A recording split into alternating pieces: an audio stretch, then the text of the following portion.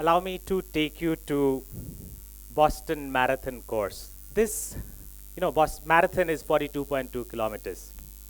This part of Boston suburb is called Newton. And this is known for series of hills. And the last one is called Heartbreak Hill. This comes right around 33, 34 kilometers. I was there April 2022.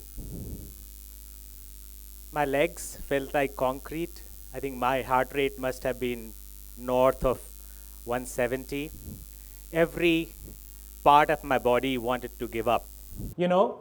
There's a saying among marathoners that you run first 30 kilometers with your leg, next 10 with your mind, next 2 with your heart, and last 200 meters with your tears. So I think I was living the truth. Every part of my body was hurting, and I was cursing myself. Why am I doing this to myself? But then there was the other part of me which was telling me that no way you're going to stop. Even if you die, you're not stopping. So I started counting 1, 2, 3, 1, 2, 3, one step at a time. Yes, I did cross the hill. I did cross the finish line. And I cried with gratitude for all the people who helped me get there and the God. You must be wondering, why am I telling you this story? You will get to know in next 10 to 12 minutes of my talk. What I've done is, I've made 2 key pivots in recent years in my life. I thought I'll share some lessons that I learned from those 2 pivots, and something that is relevant for you as well. The first pivot was from a rather sedentary lifestyle. At the age of 42 or 43, I moved into long distance running. So it was not just about medals, but the whole transition, the preparation for the marathon, the 42.2 kilometers, taught me a lot in terms of discipline, in terms of resilience, and more importantly, that earlier ma'am talked about as well, competing with yourself, fighting with yourself. So that's the first pivot I'm going to talk about. The second pivot is my transition from a global banking career to a very unknown field of social impact sector in India. That taught me empathy. That's the second transition that I will talk about. 2 very different pivots, but there is a beautiful intersection. All the lessons that I learned while running, that gave me space and courage to make that big transition from a rather successful career in banking to social impact. Otherwise, I don't think I would have been able to do that. Working in social impact sector gave it altogether a new meaning to many lessons that I have learned in running and preparing for marathon. I started asking, if I can push myself to do 42.2 kilometers so many times, I think 14 times I've done that. Why can't I think of a bigger goal? Why cannot I take more people around? So those are the 2 transitions I intend to talk to you about today. So let me talk about my first pivot. And before that, let me tell you a little bit about myself. 30 some years ago, I was quite like you. My life was also about exams, friends, sports, want of a girlfriend. I have to admit, in those days, we did not have social media. But, we had dreams, right? I was in a boarding school. I took a break. I worked hard. I made it to one of the premier engineering schools in India. Then I went to States, got my business degree, made a career in global banking across US, Middle East, North Africa, Turkey. To be honest with you, this was more than a dream. At your age, we didn't have so much of exposure. I couldn't have imagined that I can achieve so much in this field. But you know what? There was something which was missing. Around 2018, 17, I realized that, my health is going down. There was too much of stress, long hours. So I decided to take care of myself. I strongly recommend all of you to keep that in mind too. So I started running. First few months, huge struggle. I struggled to run a kilometer or 2 kilometers, but I kept at it. And soon, you may call it crazy, I put a very ambitious target for myself to be the first Indian to complete all 6 world marathon majors in 1 year.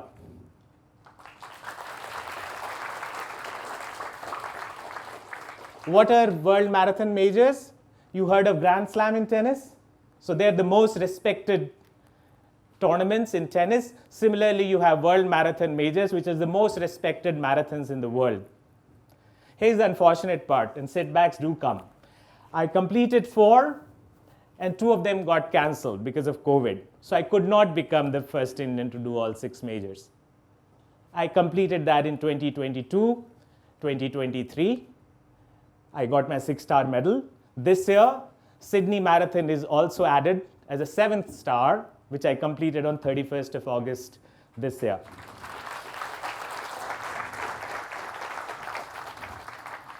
So yes, I completed the marathons, big ones, Boston, Chicago, New York, Berlin, London, Tokyo, and now Sydney.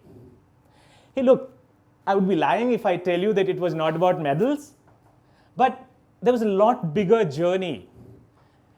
The way I think, the way I live, that changed during this journey. So there's some lessons that I learned from that I intend to share with you today. The first lesson was, we always think that he's more talented, she is more talented, I'm less talented, or I am more talented than she or he.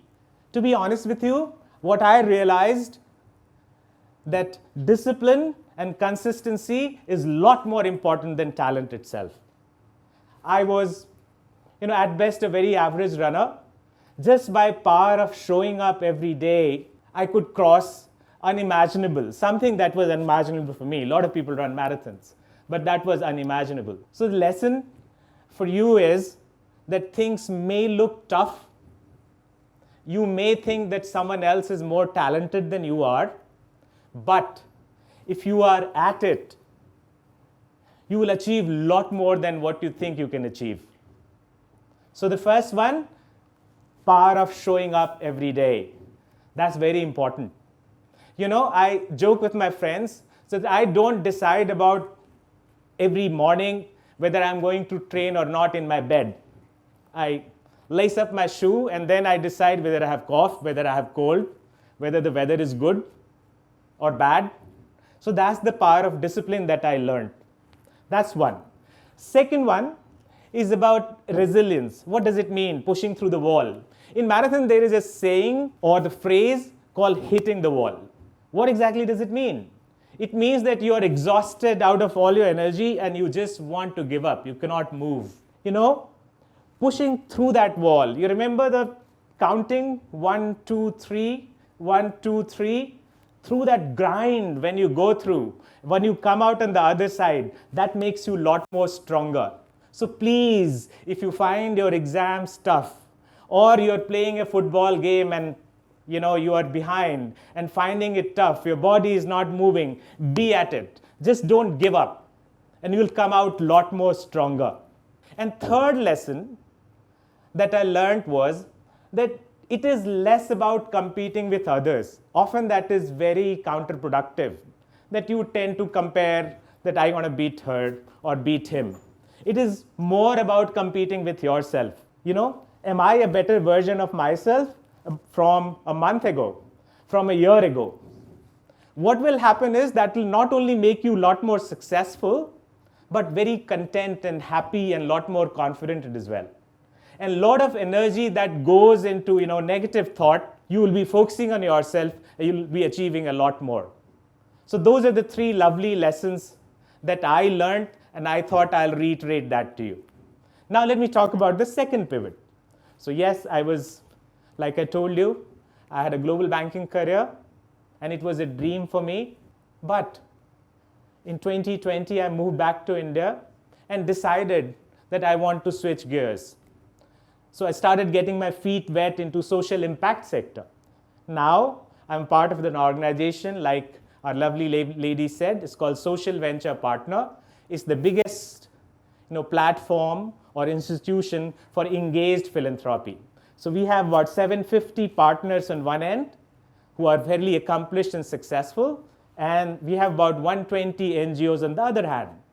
So what we do is we are making these 750 individuals a lot more sensitive about the societal challenges by working with those NGOs. They give money, yes, but more importantly, they give time, they give their network, they give their other resources. So we work with thousands of children, thousands of underprivileged women, disabled people. We worked with Adivasi women. Overall, we are trying to do our bit in thinking about the society. I'll share you this picture. So this picture is from Gudlur district in Nilgiris. And these are the Adivasi young ladies that you see. We visited them about 5 years ago. All these little girls in little villages of the jungle, they shied. They were shy and they ran away. Today, they run a little enterprise called Urumala. So they stitch quilts, cushion covers, and we sell it. So they have almost become an entrepreneur. Think about it. They are driving scooties. Such a huge transformation. They become role models for their village girls. What a story. If Accord, the organization, and some of us would not have got together, they would not have been there where they are. By no means I want to tell you that big NGOs doing big things, that's the only way to learn about empathy. If your friend or anyone new in the school is getting bullied, feeling left out, take them along, that's empathy. And you know that. If one of your friend is struggling in maths before the night of the exam, you go and help them, that's empathy. You talked about the flood here in Chandigarh, you thought about them, you did something about them, that's empathy and impact. Well, nothing that I told you so far is new, right? Everything that I told you about discipline, you know that. Resilience, you know that. What I wanted to emphasize is you can be a lot more intentional about it. All of us know about gym, but being intentional and going to the gym is more important. That's why I would suggest proactively practice discipline, proactively practice resilience, all the grind that I talked about, and practice empathy as well. You're not only helping others, you're helping yourself. If you have empathy, you will be a better daughter, better son, better brother, sister, better leader, and more importantly, better human being.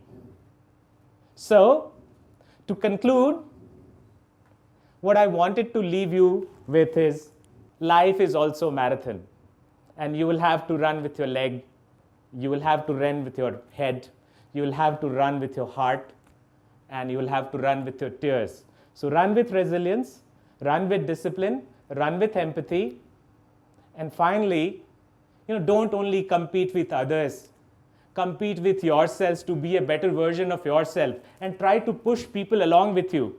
You'll be a lot more happier. And as I end, I wanted to share, be always grateful to the God. I still question, I don't know whether God actually exists, but I do feel him often. So thank you very much.